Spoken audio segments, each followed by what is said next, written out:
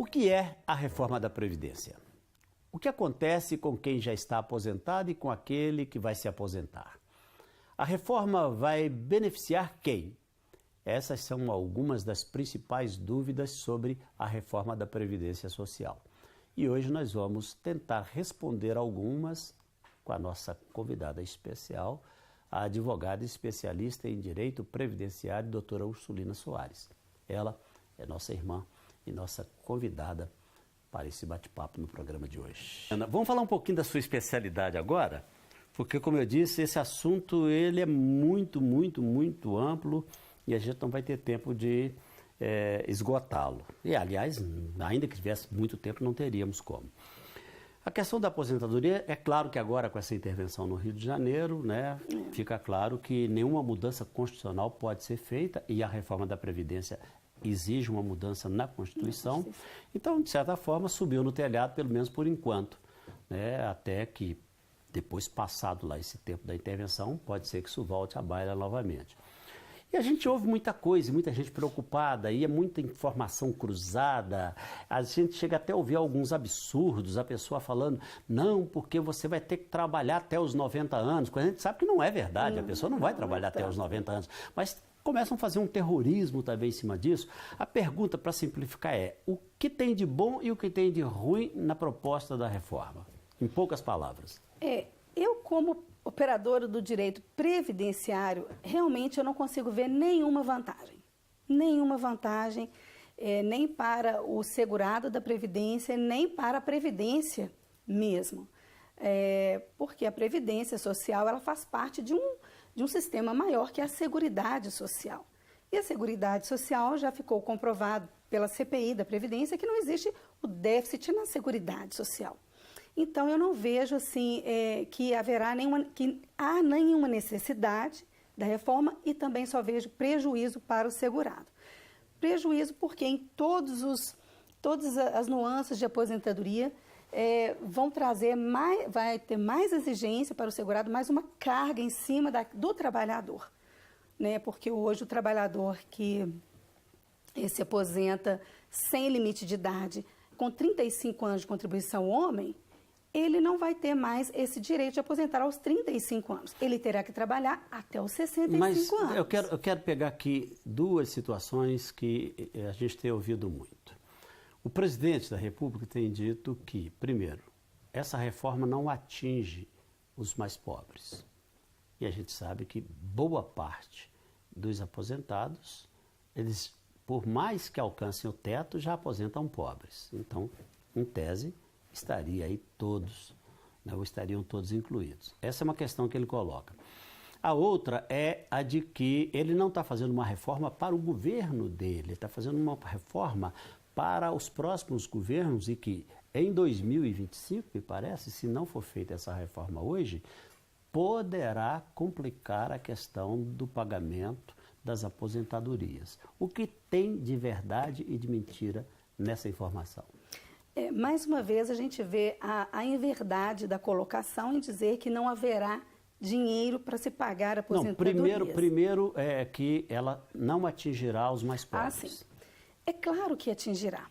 Vamos pegar, então, uma grande parcela de trabalhadores do nosso país como exemplo. Então, vamos pegar o pedreiro. O pedreiro é uma pessoa que depende de obras, que tem tempo certo, né, um tempo para começar, um tempo para findar. Então, um pedreiro, geralmente, ele tem 4, 5 carteiras. E quando nós pegamos essas 4, 5 carteiras, mal consegue 10 anos de carteira assinada.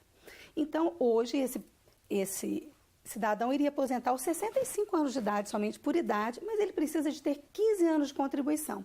E isso, na prática, já é difícil. Para o pedreiro, para o motorista, para pessoas que têm... Para qualquer pessoa que pleiteia a aposentadoria. Mas eu estou dizendo as classes mais baixas, como o governo diz.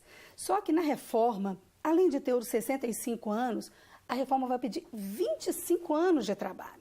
Então, se 15 já é difícil para o trabalhador brasileiro apresentar como prova de tempo de contribuição, 25 vai ficar uma coisa quase que impossível.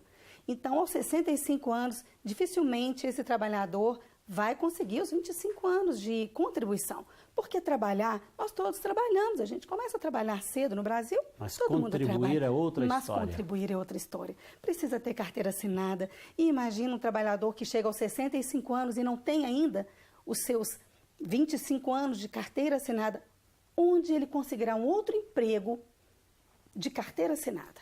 E essa história de que, muito possivelmente, parece que 2025 corre-se o risco de não haver condições da Previdência honrar o pagamento dos salários dos aposentados. Isso. O governo não apresentou nenhum cálculo. Ele não apresentou nenhum dado formal de cálculo, nenhum estudo atuarial de que isso vai acontecer. Pelo contrário, a Associação Nacional da ANFIP, né, Associação dos Fiscais da Previdência, que hoje são os fiscais da Receita Federal também, eles apresentaram estudos atuariais de que isso não vai acontecer, não existe possibilidade. Então, se nós pegarmos toda a contribuição de uma pessoa que conseguiu 35 anos de contribuição, toda ela com as aplicações, com juros, correções monetárias, jamais ele vai deixar de conseguir o dinheiro para pagar o seu benefício. Isso não existe. Então, é uma inverdade essa afirmação do governo de que não haverá dinheiro. Até mesmo porque ficou comprovado com as CPIs que a Previdência, que a Seguridade Social, ela é superavitária. Na verdade, ficou comprovado que sobram bilhões de reais. Bilhões. Tanto que o governo federal ele retira da Seguridade Social, através da DRU, né, da desvinculação das receitas da União, o governo retira dinheiro da Seguridade. Então, como que eu vou retirar dinheiro de onde não existe? Isso não é verdade.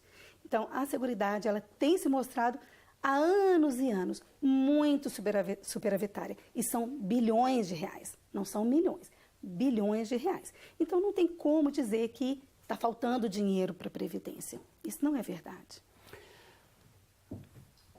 Como é que fica, no caso, doutora Ursulina, aquelas pessoas que atingiram a idade para a aposentadoria, no caso dos 65 anos, como você disse, mas não têm os 15 mínimos comprovados de contribuição?